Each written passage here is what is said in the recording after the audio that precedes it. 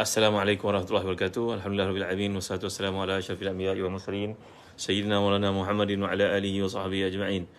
Allahumma salli wa sallim wa barik ala Muhammad wa ala ali Muhammad kama sallaita wa sallamta wa barakta ala Ibrahim wa ala ali Ibrahim fil alamin innaka Hamidum Majid. Amma ba'd.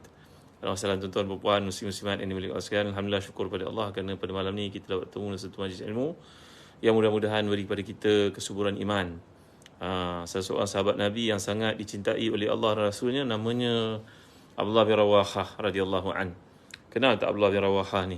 Beliau merupakan jeneral yang ketiga syahid di medan Mu'tah. Yang mulia Syarifah Azizah, Nur Syazrah, alhamdulillah sahabat dekat TikTok semua. Alhamdulillah Arba'iyah. Nak tidur malam ni, jomlah kita tidur dengan dengar sedikit santapan rohani untuk jiwa kita. Jasmani kita alhamdulillah cukup makan semua sampai terlebih makan kadang-kadang. Tapi rohani kita bagaimana? Mudah-mudahan dengan kuliah seperti ini adalah peluang untuk rohani kita pun menikmati jamuannya, hidangannya, habuannya. Fauziah Jimat dan masalah semua sahabat yang hadir. Jangan lupa sharing pada teman-teman kita yang lain. Dan topik pada malam ni saya nak bawa kepada tuan-tuan adalah berkisah tentang kepentingan mohon perlindungan kepada Allah SWT daripada gangguan sihir. Alhamdulillah. Jadi tuan-tuan, ni adalah merupakan tafsir Ibn Katsir yang sangat saya galakkan tuan-tuan milikinya. Buatlah investment untuk memahami kalam Tuhan. Tafsir Ibn Katsir. Pertama kali dia terjemahkan dalam bahasa Melayu kita. Cantik. Buku ni cantik. Pegangnya pun nikmat. Tengok cover macam ni. Dapatkan daripada Telaga Biru ataupun bagi tuan-tuan yang berada dalam grup Telegram sahabat Ustaz Hazan. Nufis Syah Osman boleh tolong dapatkan daripada Ustazah Nurilis sebagai ketua kelas kita yang sentiasa mencatat nota, fakta dan doa yang kita pelajari dalam kuliah di sini. Jadi tuan-tuan, alhamdulillah semua, ampun maaf bagi tadi tak sempat Saya pun bawa balik ni sebenarnya. Mudah-mudahan Allah berkati kita dengan kerja yang kita lakukan, rezeki yang kita usahakan. Baik, terima kasih Zaihan, terima kasih Nek Saiful, terima kasih Melissa, Habibi, terima kasih Ahmad Ali, Ila Saleh, Cik Maya, Dudut, terima kasih semua. Ustaz Nurilis, barakallahu fikum. Kita berada pada muka surat 511 daripada tafsir Ibn Katsir. Jilid yang ke-10 ni. Baik. Surah An-Nas. Beberapa hari yang lalu kita telah bincangkan tentang surah Al-Falaq. Yang mana surah Al-Falaq diturunkan oleh Allah SWT. Setengah pendapat mengatakan sebanyak 2 kali. Turun di Mekah sekali, di Madinah sekali.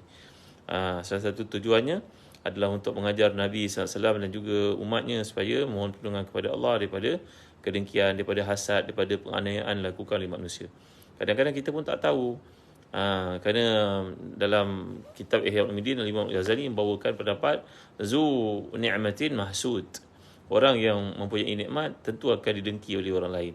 Adik-beradik dengki pada adik-beradik itu biasa. Kita baca kisah Qabil dan Habil. Mak saudara dengki pada mak saudara biasa. Orang yang punya kedudukan didengki oleh orang lain biasa itu. Dalam kehidupan sebagai contohnya berkeluarga, anak-anak dengki pada yang lain biasa. Kerana paksinya adalah zu ni'matin mahsud. Orang yang punya nikmat akan didengki oleh orang yang tiada nikmat. Kata Imam Ghazali ketika beliau memantau keadaan pembersihan orang-orang yang bertanggungjawab menjaga kebersihan di Dimashq beratus tahun dahulu ketika Imam Ghazali hidup, iaitu 505 beliau wafat. Maknanya pada sekarang lebih kurang 900 tahun lebih. 940 tahun. Imam Ghazali menceritakan bahawa orang yang punya troli untuk mengutip sampah, kan orang tolak sampah, bersihkan sampah tu dia macam troli kan, untuk mengangkat sampah-sampahnya itu. Orang yang ada troli itu pun didengki oleh orang yang tak ada troli. 900 tahun lalu manusia tahu bagaimana menggunakan troli untuk tolak beban. Jadi kata Imam Ghazali dalam pemantauan beliau, orang yang punya troli mengangkat sampah itu pun didengki oleh orang lain. Ini akan pula bagi orang yang memiliki kereta mewah, orang yang ada pangkat, orang punya kedudukan yang jadi tentulah lebih ramai orang dengki padanya. Maka dengan sebab itu Allah menurunkan surah ni sebagai satu cara hidup yang paling lengkap, yang tak ada lebih lengkap daripadanya. Maka Islam tidak meninggalkan satu benda pun melainkan panduannya. Seperti kata Salman Al-Farisi radhiyallahu anhu yang merupakan salah seorang daripada faqih min fuqaha'i sahabah. Tuan-tuan tentu tahu tentang kisah Salman Al-Farisi kan? Beliau asalnya dalam keluarga Majusi. Orang Parsi ni tengok ayahnya membuat berhala, membuat api untuk sembahan masyarakat Majusi. Sehinggalah Salman telah belajar tentang Kristian, belajar tentang Yahudi, sehingga akhirnya beliau dapat Islam dan termasuk ke Madinah.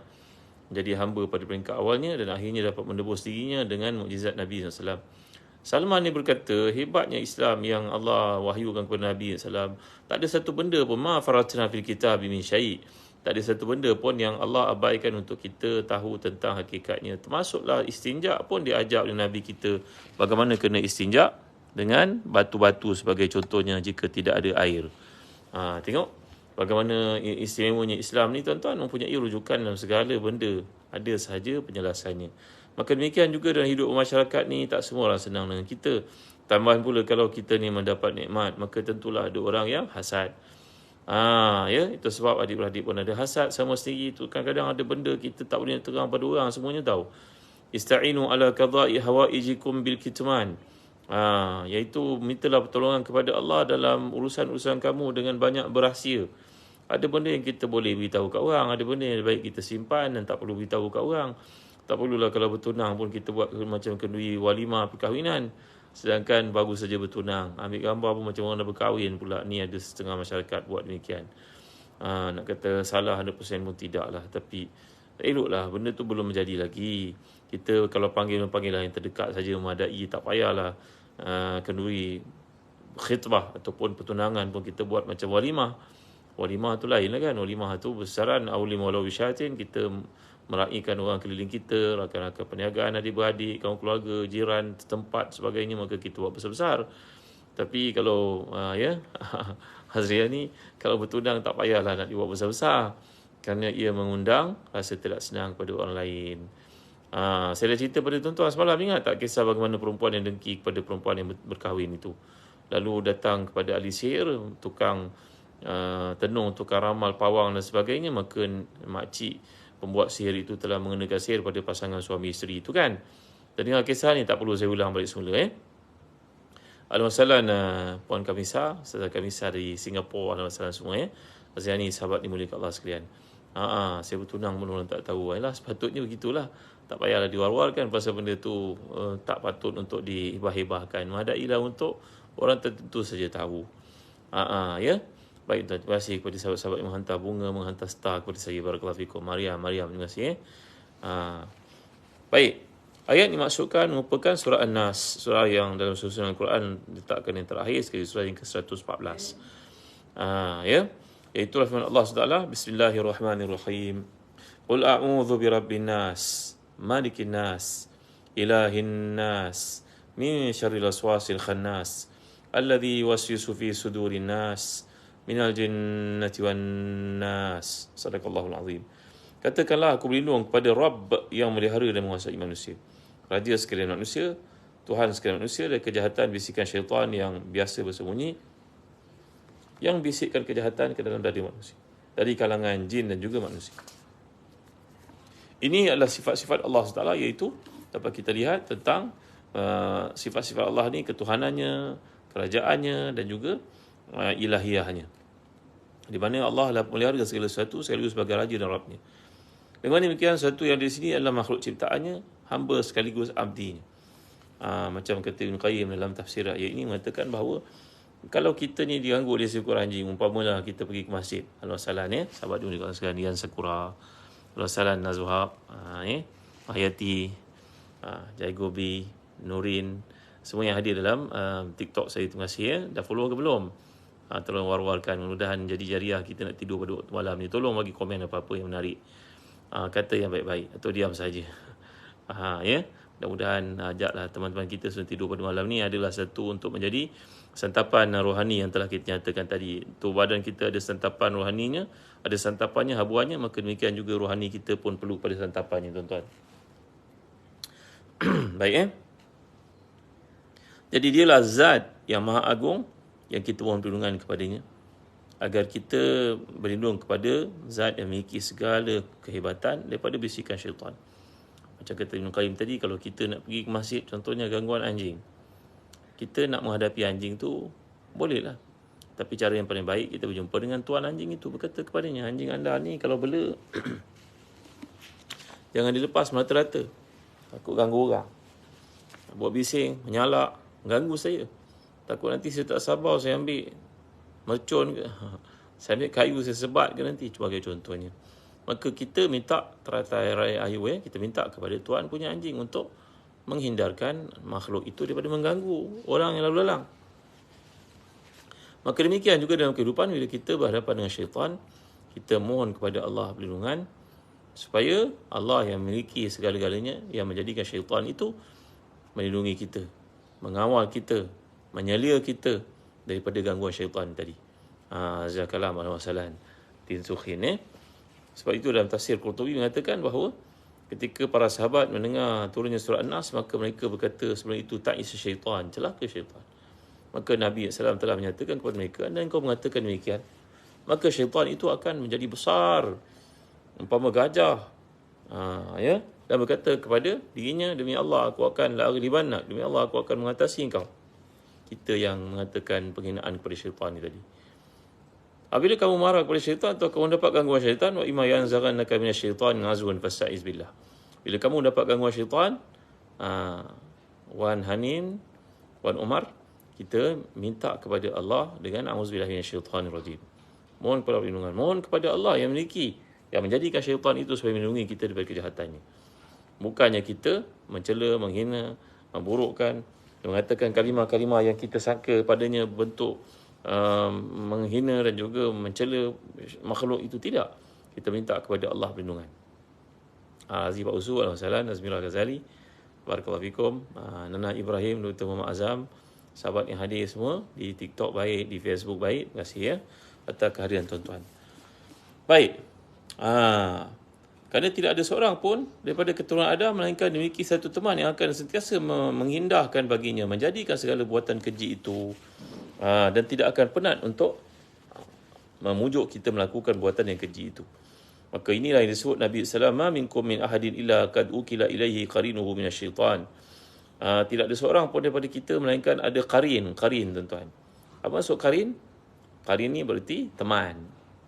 Bukan sebarang teman tau, dia merupakan syaitan yang telah pun diwakilkan oleh Allah SWT, dihantar sebagai ujian kepada kita.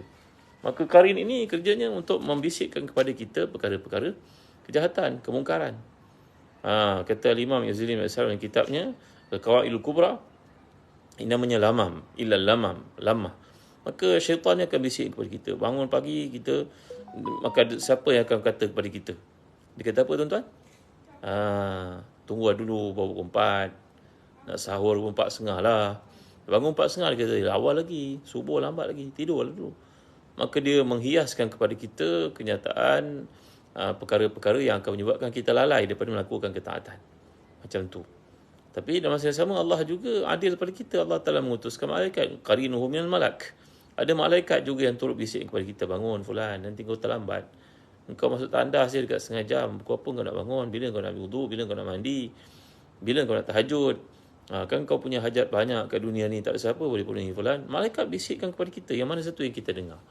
Kalau hari kita bergelumang dengan maksiat tuan-tuan, maka yang akan menang dalam pertarungan itu pastinya adalah iblis, syaitan. Tapi kalau hari itu kita banyak beristighfar, kita banyak melakukan cenderung pada amal salih, berusaha untuk membaiki diri, maka malaikat yang akan dapat tempat di hati kita. Kecenderungan kita lebih kepada bisikan malaikat. Ini dipanggil lamah.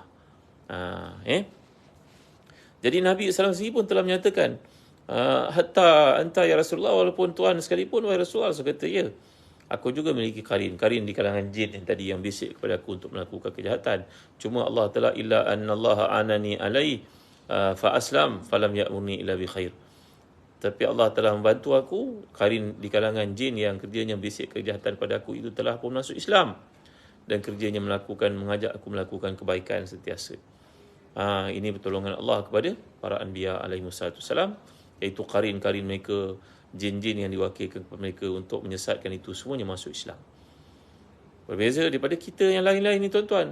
Dengan kita ada qarin yang sentiasa membisik kepada kita untuk melakukan kemungkaran atau mengelakkan kebaikan.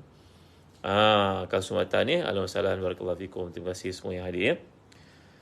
Ditegaskan pula dalam Sahihaini, itu daripada kitab Sahih Bukhari dan juga Muslim, daripada Anas tentang kisah kunjungan lakukan Safiyah kepada Nabi SAW pada waktu baginda beriktikaf. Ini saya dah cerita pada tuan-tuan ya. Kemudian baginda pun menghantar Safiyah pulang. Safiyah ni isteri Nabi SAW di kalangan Bani Israel. Saya dah cerita pada tuan-tuan ya, Safiyah. Jadi Safiyah ni berkahwin dengan Nabi SAW asalnya merupakan seorang tawanan perang dalam satu penaklukan yang telah dilakukan Nabi dan umat Islam ke atas kabilah Yahudi. Baik. Jadi Nabi beriktikaf di masjid. Pada malam itu Safiyah datang. Gilirannya dia datang jumpa dengan Nabi. Mungkin memenuhi hajat Nabi yang tertentu. Mungkin menghantar makanan kepada Nabi SAW. Nabi nak iktikaf. Maka bila Nabi SAW menghantar Safiyah ini pulang ke rumahnya, tiba-tiba muncul dua orang sahabat Ansar lalu di kawasan berdekatan. Maka keduanya mempercepatkan jalan. Maka Nabi pun bersabda, berjalanlah seperti biasa. Sebab sungguhnya yang ada bersama aku ini Safiyah binti Huyai. Mereka berkata, wahai Rasulullah, takkanlah kami nak katakan apa-apa tentang Nabi SAW, berjalan dengan perempuan dan sebagainya. Lalu Nabi telah menjawab, inna syaitan yajri min ibni Adam majrad dam wa inni khasyitu an yaqzifa fi qulubikum syai'an aw qala syarran. Maka Nabi telah bersabda, aku nak beritahu kepada kamu, ini merupakan Safiyah binti Huyai, isteri aku. Yang aku tidak mahu berlaku pada kamu adalah syaitan yang mengalir dalam tubuh manusia macam aliran darah itu, mencampakkan dalam hati kamu satu perasaan buruk terhadap aku. Jadi tuan-tuan, seperti pernah berlaku dalam kehidupan Nabi, iaitu golongan munafikun mengatakan Aisyah radhiyallahu anha melakukan skandal dengan Safwan bin Mu'tal kan. Maka itu adalah satu peristiwa yang berlaku dan Nabi tidak mahu ia berulang.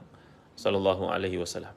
Abu Umair ni, alhamdulillah, barakallahu fikum. Terima kasih sahabat yang hadir, Alung Gemenci. Ulia Azhari, hamba fakir, Haris Sam, terima kasih semua yang hadir. Jangan lupa sharing pada teman yang lain. Moga jadi jariah kita pada malam ni. Anjuran melakukan kebaikan. Kita tak mampu nak melakukan kebaikan, tapi kita ajak orang untuk mendengar kuliah. Anjurkan mereka untuk mendengar kuliah-kuliah yang disampaikan oleh para asatizah. Mudah-mudahan dia menjadi sebab mereka mendapat hidayah, dan setiap hidayah yang berkembang dalam hidup mereka itu bagi kita ada bahagiannya. Kalau kita dalam hidup ni punya wang RM100 nak bagi pada tamu datang raya anak-anak buah, kalau 10 orang dapatlah seorang RM10. Kalau 20 orang dapat seorang RM5. Ni peruntukan kita RM100. Bukan? Tapi di sisi Allah, ma indakum yanfadu ma indallahi baq. Apa yang ada di sisi kamu itu akan berakhir. Di sisi Allah tidak. Kamu punya harta akan berakhir, tamat. Di sisi Allah tidak, bertambah.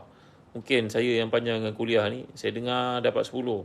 Orang lain dengar dia dapat amalkan, disampaikan kepada 10 orang pula, dia dapat 100. Dan 100 tu ada bahagian kita pula, kerana kita yang mulakan kebaikan pada malam itu. Jom sebar-sebarkan kuliah ni kepada teman yang lain. Tajuk apa? Ni tajuk kita bincangkan tentang pengaruh sihir dalam kehidupan. Bagaimana cara menanganinya? Apa caranya? Baik. Sihir syaitan. Imam Ahmad meriwayatkan daripada Muhammad bin Ja'far beritahu dari seorang yang pernah menaiki unta bersama dengan Nabi. Dia tutup persertai keledai Nabi terpeleset. Lalu aku katakan, celaka syaitan. Ni tadi. Maka Nabi mengatakan, jangan kamu mengatakan celaka syaitan.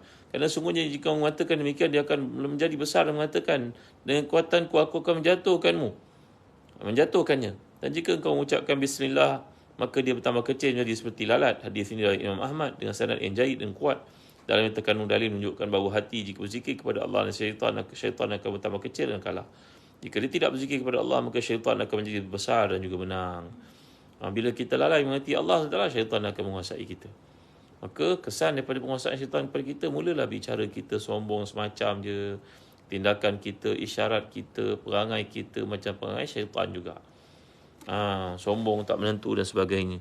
Walaupun kadang-kadang gaya kita macam ulama, pakaian kita macam orang saleh, tapi syaitan yang duduk dalam hati kita, kesan daripada kita kurang zikrullah ni tadi. Inilah yang menjadi dalil kepada para sahabat rajin mengingati Allah. Setelah beribu-ribu mereka menyebut nama Allah seharian, tuan-tuan. Dan ini juga sebab mengapa Imam Ghazali mencadang kepada kita satu jadual rutin harian yang kita patut lakukan, Abdullah, supaya hati kita bersih dengan kalimah zikrullah yang diungkapkan sehari 1000 kali itu, tanpa menafikan kepentingan zikir-zikir yang lain. Contoh macam hari ni kan, hari Isnin, dah masuk Selasa dah, Maghrib tadi, maka kita mengucapkan sebanyak-banyak selawat, sekurang-kurangnya 1000 kali, tanpa mengabaikan hasbunallah wa ni'mal wakil, la hawla wala quwwata illa billah, subhanallahil azim, subhanallah bihamdi, la ilaha illallah wahdahu la syarikalah. Semua kita ucapkan. Yang mulia Syarifah Fahzan, Alhamdulillah, tuan yang mulia Allah sekalian, Brownies, Imam Muda Faiz, Kak Wan Riza, Alhamdulillah semua, Risa. Jadi inilah tujuannya mereka memberitahu kepada kita kepentingan zikrullah untuk menafikan atau menyebabkan syaitan terhina, kecil dan tidak ada pengaruh dalam hidup kita. Baik tuan, Mengenai firman Allah al-waswasil khannas, syaitan yang bersembunyi. Sa'id bin Jubair mengatakan daripada Ibn Abbas, iaitu syaitan yang selalu duduk dalam hati manusia. Jika manusia dengar hal lain, maka dia akan beri bisikan. Jika manusia berzikir, maka syaitan juga akan bersembunyi. Syaitan ni punya tanggungjawab beza-beza. Ada satu bernama khannas. Khannas ni kerjanya duduk ke hati kita. Itu sebab mereka mencadangkan kita membaca surah An-Nas ini sebelum memulakan salat, bagi mohon pada Allah perlindungan daripada bisikan khannas tadi. Kerana waktu semayang antara waktu paling giat, khannas ini akan bisik pada kita. Kita lupa jumlah rakaat, kita teringat bab-bab keduniaan, kunci motosikal yang kita tak tahu mana kita letak waktu itu akan muncul. Maka itulah dia peranan syaitan untuk membisikkan kepada kita hingga menyebabkan kita lalai, terlupa rakaat dan sebagainya ketika solat. Ini namanya khannas. Baik. Seterusnya, alladhi yuwaswisu fi sudurin nas, yang bisikkan dalam hati manusia. Apa yang demikian itu khusus pada anak Adam, bagaimana nampak pada lahiriahnya atau mencakupi anak Adam dan juga jin. Tentang perkara itu ada dua pendapat. Mereka mengatakan lafaz An-Nas itu dan tidak jarang jin laki-laki dipekerjakan oleh manusia, maka itu bukan satu hal yang aneh jika jin disebut sebagai An-Nas juga. Jadi tuan-tuan, sebagaimana manusia ditaklifkan oleh Allah dengan tanggungjawab, maka golongan jin juga merupakan mereka yang bertanggungjawabkan. Jadi sebagaimana manusia disesatkan oleh jin dan juga manusia, maka demikian juga jin pun disesatkan oleh jin dan manusia. Gitu tuan-tuan, ni maksudnya. Jadi apa yang demikian sebagai penjelas pada firman Allah, alladzi yuwaswisu fi sudurin nas, yang bisikkan kejahatan dalam hati manusia. Lalu diperjelaskan pada ayat berikutnya dari kalangan jin dan manusia. Ini merupakan penguat pada pendapat yang kedua. Berkenaan dengan firman Allah minal jinnati wan nas, daripada jin manusia, ada pendapat ayat ini sebagai tafsiran pihak yang selalu memberi bisikan dalam nadi manusia, tiba syaitan dan manusia dan juga jin. Kandungan ayat ini sebagaimana firman Allah dalam surah Al-An'am ayat ke-112, a'udzubillahi minasyaitonir rajim. Wa kadzalika ja'alna likulli nabiyyin aduwan syayatinal insi wal jin yuhi ba'dhum ila ba'dhin zukhrufal qawli ghurura. Demikianlah kami jadikan bagi tiap-tiap nabi itu ada musuhnya, iaitu kalangan syaitan dan juga dari jenis manusia, dari kalangan jin, sebagaimana mereka membisikkan sebagian lain perkataan indah untuk menipu manusia. Jadi dalam hidup ini kita mendapat berbagai cabaran. Antaranya bisikan syaitan, bisikan jin, bisikan manusia. Manusia pun mengajak kita melakukan perkara-perkara kemungkaran.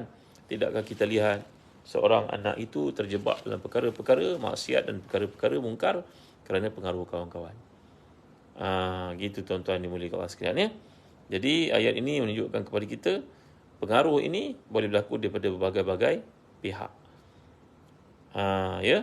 Imam Ahmad meriwayatkan, Waqi' beritahu kami daripada Ibn Abbas, seorang datang kepada Nabi SAW berkata, wahai Rasulullah, sungguh terletit dalam hatiku satu yang jatuh dari langit lebih kusukai daripada membicarakannya. Baginda menjawab, Allahu Akbar, Allahu Akbar, Allahu Akbar, alhamdulillahilladzi radda kaidahu ilal waswasah. Allah Maha Besar, Allah Maha Besar, segala puji bagi Allah yang membalikkan tipu dayanya jadi godaan. Jadi tuan-tuan dalam hati dan dikasih sekalian, kadang-kadang dalam hati kita timbul satu benda yang merupakan bisikan daripada syaitan. Saya pernah bicara pada tuan dalam tafsir mungkin surah An-Nisa yang lalu berkaitan dengan bisikan yang muncul dalam hati kita. Ada namanya khawatir, ada namanya hadisun nafsi, ada namanya hawajis, ada nama azam, ada nama niat. Ini beza-beza semua. Dalam hadis mengatakan, idza altaqa muslimani fal qatilu wal maqtulu fin nar. Apabila bertemu dua orang Islam, pembunuh dan yang dibunuh, dua-dua masuk neraka. Maka para sahabat tanya, wahai Rasulullah, macam mana pula orang yang terbunuh itu pun masuk neraka juga, padahal yang bunuh itu kami fahamlah dia masuk neraka. Jawapan Nabi, innahu kana harisan ala qatli sahibih. Sebenarnya yang mati itu pun mempunyai niat yang kuat dalam hatinya, telah dibulatkan tekad bahawa dia juga nak bunuh, cuma kawannya berjaya membunuhnya, maka dia tak sempat nak membunuh kawannya itu. Jadi menunjukkan kepada kita dalam hati ini ada macam-macam peringkat. Ada setakat lintasan.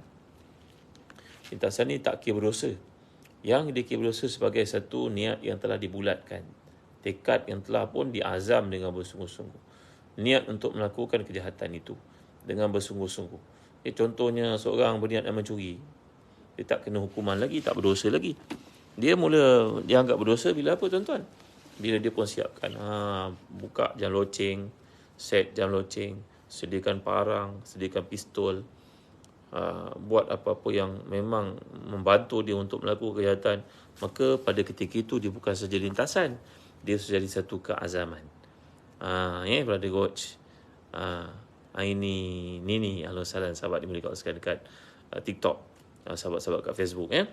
Jadi kita dapat ambil pengajaran daripada hadis-hadis ini, pandu bertafsiran surah ni, apa yang menyebabkan seorang itu terhindar daripada gangguan syaitan, gangguan sihir. Nombor satu sekali tuan-tuan, hendaklah kita kembali kepada Allah Subhanahu Wa Taala. Ikut panduan dikemukakan oleh Quran oleh hadis. Sebagai contohnya, keluar rumah ambil wudu. Usahakan ambil wudu tuan-tuan. Yang kedua, keluar rumah mesti baca Bismillahirrahmanirrahim wala haula wala quwwata illa billah. Susah ke? Dalam hadis mengatakan bila kita baca saja doa itu keluar dari rumah, maka datang malaikat melindungi kita dengan mengatakan udita uqita kufita. Engkau akan diberi hidayah oleh Allah, engkau tak akan sesat, engkau akan diberi cukupan semua hajatmu dibereskan, dan engkau diberi perlindungan. Ada tak perlindungan lebih besar daripada perlindungan Allah tuan-tuan? Bila Allah Ta'ala duduk bersama dengan kita, menjaga kita, melihara kita, ada tak siapa berani mencabar kita? Soalan. Kalau Allah tidak bersama kita, ada tak sesiapa yang boleh berpihak kepada kita, boleh melindungi kita? Jawapannya dalam dua keadaan, Allah sangat penting tuan-tuan. Maka, keluar rumah, ambil wuduk seperti pesan Nabi dalam hadis. Tuan-tuan, digalakkan kita untuk mengambil wuduk. Yang kedua, keluar rumah baca doa. Bismillahirrahmanirrahim wala haula wala quwwata illa billah. Yang ketiga, banyak baca Bismillah. A'udzubillahi minasyaitanir rajim. Seperti dalam hadis Ahmad tadi, bahawa sahabat ni tadi kata bila unta itu ataupun keldai itu apa nama istilah dia, terpelecok, maka dia mengatakan celaka syaitan. Nabi kata bukan kata celaka syaitan. Kalau kamu rasa ada gangguan syaitan, kamu timbul dalam hati kamu, ucapkan a'udzubillahi minasyaitanir rajim. Kalau kamu kata celaka syaitan, syaitan itu akan membesar dan berkata dengan ikrarnya, demi Allah aku akan mengalahkan kamu. Tapi kalau kamu berzikir ingat Allah, maka dia akan jadi kecil macam lalat, lari daripada kamu. Yang mulia Raja Zain baik, ini antara panduan yang telah dikemukakan. Lagi, bacalah bismillahirrahmanirrahim la yadhurru ma'asmihi syai'un fil ard wala fis sama' wa huwa samiul alim. Bismillahirrahmanirrahim la yadhurru ma'asmihi syai'un fil ardi wala fis sama' wa huwa samiul alim. Ya, cincung fan. Bismillahirrahmanirrahim la yadhurru ma'asmihi syai'un fil ardi wala fis sama' wa huwa samiul alim. Ya. Lagi apa? Zaiti Akhtar jawab. Nombor 5, bacalah ayatul kursi. Allahu la ilaha illa huwal hayyul qayyum la ta'khuzuhu sinatun wa la nawm lahu ma fis samawati wa ma fil ard man dhal ladzi yashfa'u indahu illa bi idhnihi ya'lamu ma bayna aydihim wa ma khalfahum wa la yuhituna bi shay'in min 'ilmihi illa bima syaa wasi'a kursiyyuhu as-samawati wal ard wa la ya'uduhu hifdhuhuma wa huwal 'aliyyul 'azim. Lagi apa? Ni surah yang kita baca ni sekarang yang ke-6, baca Qul huwallahu ahad dengan Qul a'udzu birabbin nas. Banyak benar nak baca. Yalah, memanglah. Kan semua kalimah yang kita ucapkan ni bagi kita 10 darjat di sisi Allah SWT. Jadi amalkan doa-doa ni tuan-tuan. Moga-moga Allah Ta'ala beri kepada kita kekuatan, beri kepada kita kesihatan, beri kepada kita perlindungan. Antara kelebihan baca Bismillahirrahmanirrahim la yadhurru ma'asmihi syai'un fil ardi wala fis sama' wa huwas samiul alim. Disebut dalam satu hadis daripada Uthman bin Affan, sahabat Nabi ramai nama Uthman. Jadi Uthman ni mengatakan bahawa beliau mengajar anak-anak muridnya, anak isinya supaya mengucapkan Bismillahirrahmanirrahim la yadhurru ma'asmihi syai'un fil ardi wala fis sama' wa huwas samiul alim.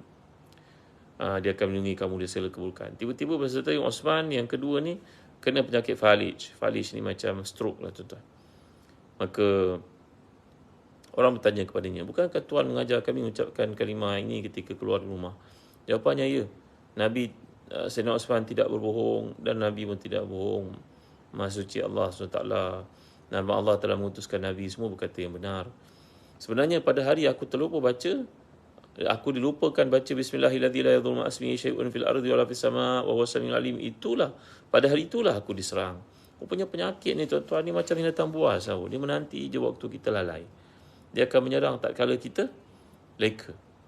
Pada waktu leka itulah dia menyerang kita. Umpama binatang buas yang menanti kita waktu tidak ada perlindungan, waktu kita seorang diri.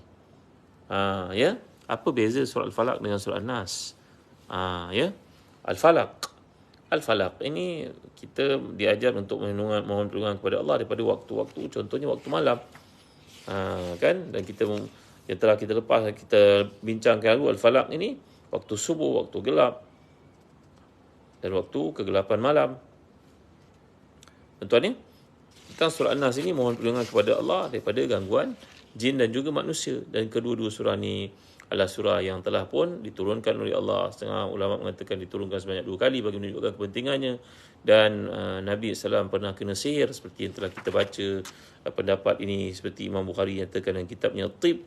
Tuan-tuan lihat pada muka surat 510 daripada tafsir Ibn Katsir yang ada di tangan tuan-tuan ni, jilid yang ke-10. Iaitu Imam Bukhari meriwayatkan, ni kita reverse ke belakang sikit, manakala ada soalan dikemukakan. Ya, dan juga soal falak juga mohon perlindungan kepada Allah, perlindungan daripada hasad dengki manusia yang telah kita bincangkan. Baik, balik ke muka surat 510 sekejap. Imam Bukhari meriwayatkan dalam kitabnya Tib, dalam sahihnya daripada Aisyah, dia berkata Rasulullah SAW pernah disihir. Mana-mana baginda melihat mendatangi beberapa orang isteri, padahal baginda tidak mendatangi mereka. Maksudnya Nabi merasakan Nabi pulang ke rumah, tapi sebenarnya Nabi tidak pulang. Sufyan mengatakan ini merupakan sihir yang paling parah. Selanjutnya baginda berkata, "Wahai Aisyah, tahukah engkau Allah telah memfatwakan kepadaku satu yang dahulu engkau minta fatwa tentangnya. Aku telah didatangi oleh 2 orang malaikat, iaitu Jibril dan Mikail, duduk dekat dengan kepalaku. Kemudian duduk dekatku berkata, apa yang dialami oleh orang ini? Yang lain jawab, dia terkena sihir. Siapa yang menyihirnya? Namanya Labid bin Asam, seorang dari Bani Zuraik, Yahudi, iaitu seorang munafik yang pura-pura Islam." Ya. Jadi apakah dalam wujud apa sihir itu? Dia menjawab pada sikat yang mengandungi rontokan rambut Nabi SAW. Jadi sikat yang digunakan oleh khadam Nabi ini dibawa kepada ahli sihir tadi. Ahli sihir telah pun melakukan sihir pada rambut Nabi SAW. Ya. Di mana semua itu berada? Maka jawapannya dalam telaga, dalam perigi buta yang terdapat di situ, ibarat kulit mayang kurma dalam perigi namanya Zarwan.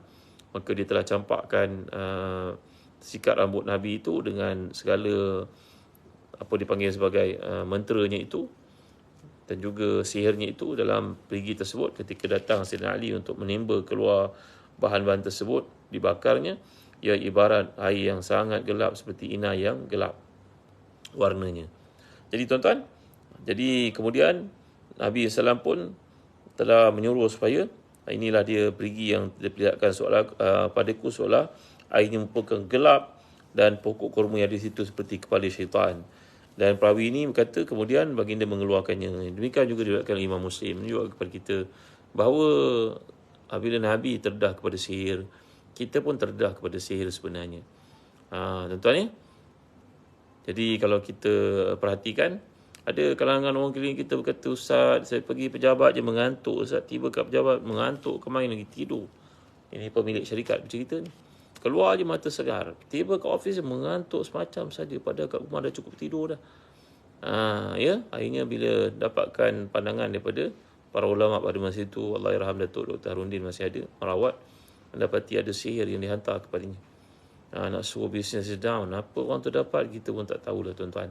Ini yang kata tadi, zu ni'matin kulu zi ni'matin mahsud. Orang yang mendapat nikmat, pasti ada orang yang dengki padanya. Dengki itu sama ada diperkatakan saja setakat perkataan ataupun dilakukan tindakan-tindakan untuk menyekat orang yang didengkinya itu. Maka ini yang boleh berlaku dalam satu keadaan. Keadaan lain pula suami isteri yang sentiasa bertengkar, bergaduh, memanjang.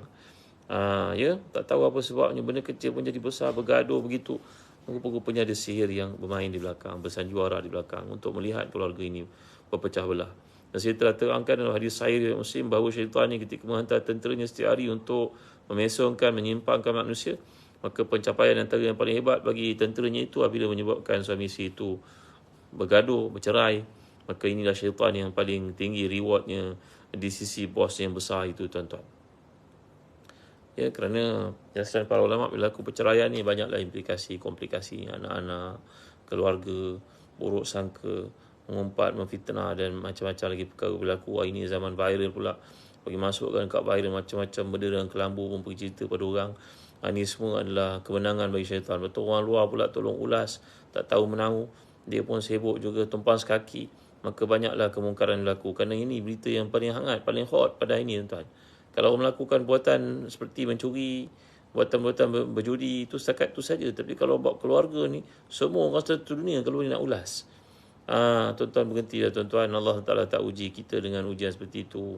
Tak payahlah kita menyebuk-nyebukkan diri kita bercerita tentang hal keluarga rumah tangga orang kan. Mereka dah diuji oleh Allah, dan itulah kemenangan paling besar bagi syaitan yang dapat menyebabkan keluarga pecah belah, bercerai-berai gitu. Anak-anaknya ke mana apa semua. Kita pula yang tak tahu menahu, menyebuk-nyebuk pula bagi ulasan. Betul kan? Ya.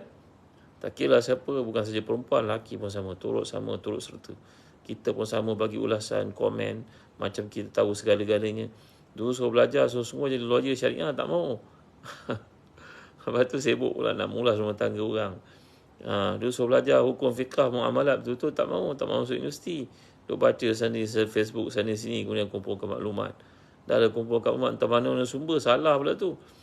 Tapi apa nak buat tuan, inilah kehidupan orang pada ini. Orang Arab kata khalif tu'rah, buatlah benda yang pelik, nanti semua orang akan baca kamu, orang kenal kamu jadi terkenal buat benda pelik-pelik. Tak payahlah tuan-tuan, ni boleh kat sekalian boyam-boyam ya. Jadi kita belajar surah An-Nas tadi, kita dah tahu 5-6 perkara yang dapat melindungi kita daripada syaitan, daripada sihir. Mudah-mudahan Allah memberi perlindungan kepada setiap kita daripada gangguan ni. Dan saya pun dah cerita pada tuan-tuan beberapa hari lalu daripada kitab Rawai'ul Bayan, tentang bagaimana peranan syaitan ni kepada bomoh, dukun, memperdayakan manusia, mengambil harta manusia secara zalim.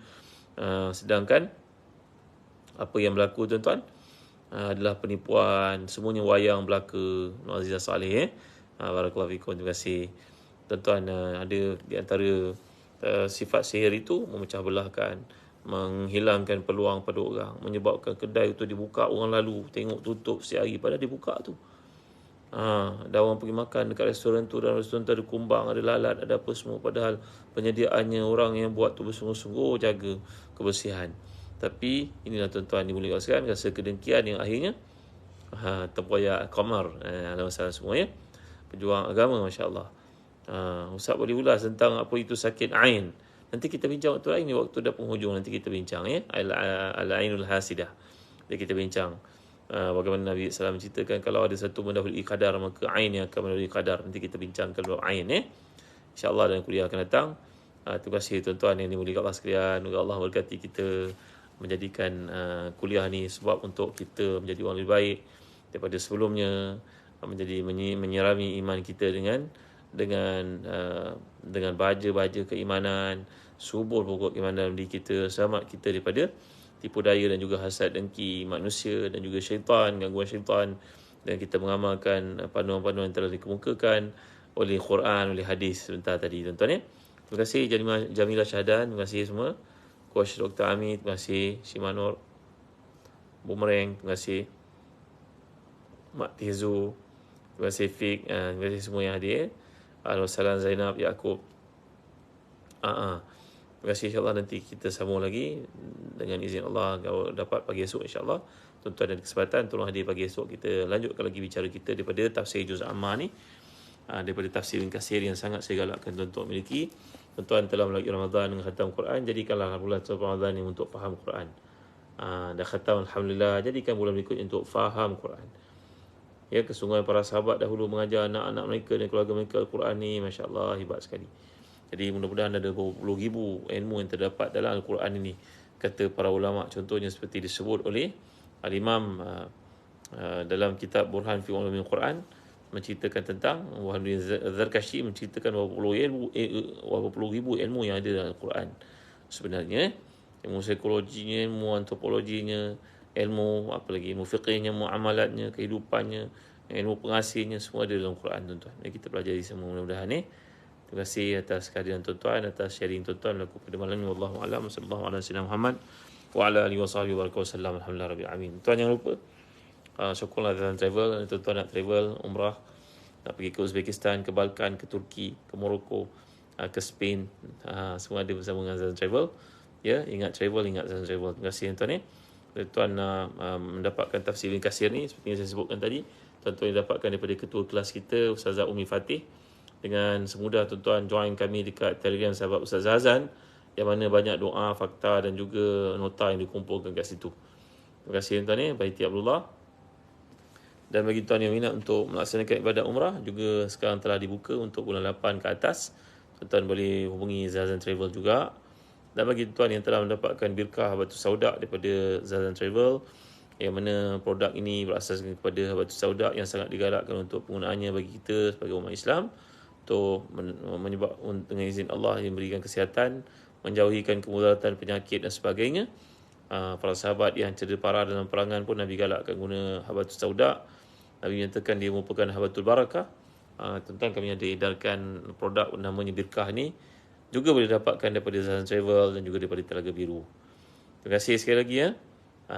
Mudah-mudahan dapat manfaat daripada perkongsian kita pada malam ni. Yang pun maaf pagi tadi saya tak sempat kuliah. InsyaAllah pagi esok kita sambung lagi. Sofia Babjan, Alhamdulillah. Terima kasih jemput. Terima kasih semua. Sallallahu alaihi wasallam Muhammad wa ala alihi wasallam. Alhamdulillah rabbil alamin. Barakallahu fikum. Alhamdulillah rabbil alamin wassalatu wassalamu ala asyrafil anbiya'i wal mursalin sayyidina Muhammadin wa ala alihi wa sahbihi ajma'in. Allahumma fir lana dhunubana wa liwalidina warhamhum kama rabbana shighara wa li jami'i ashabil huquq alaina minal muslimina wal muslimat wal mu'minina wal mu'minat rahmatika ya arhamar rahimin. Allahumma ahsin aqibatana fil umuri kulliha wa ajirna min khizyi dunya wa azabil akhirah. ربنا لا تزغ قلوبنا بعد إذ هديتنا وهب لنا من لدنك رحمة إنك أنت الوهاب. اللهم مالك الملك تؤتي الملك من تشاء وتنزع الملك ممن تشاء وتعز من تشاء وتذل من تشاء بيدك الخير إنك على كل شيء قدير.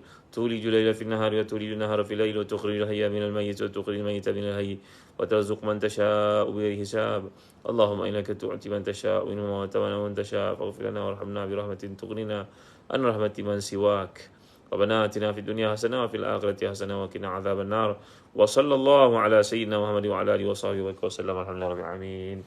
Taqallahu minna minkum. Jangan lupa tuan, pagi esok mau'id kita InsyaAllah jam 7 pagi kita sambung lagi bincang dalam tafsir Ibn Katsir ini. Ya.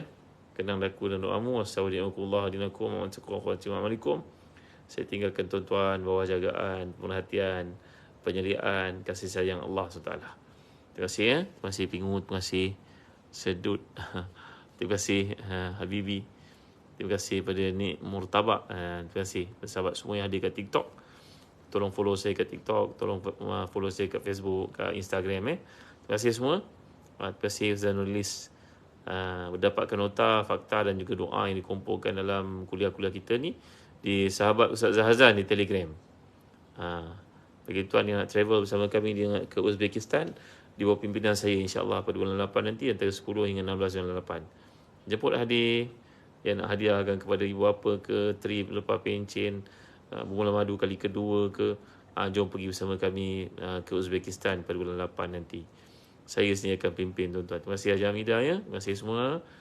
Hubungi Zazan Travel untuk pergi umrah, untuk pergi ke Muslim Tour. Sekian. Assalamualaikum warahmatullahi wabarakatuh. Aku Matilko. Terima kasih. Terima kasih semua Encik Chef, Coach Dr. Amy. Terima kasih Trusted ya. Walid Anas. Terima kasih Walid Anas, Abu Anas, TM Azlan. Terima kasih. Terima kasih semua ya. Assalamualaikum warahmatullahi wabarakatuh.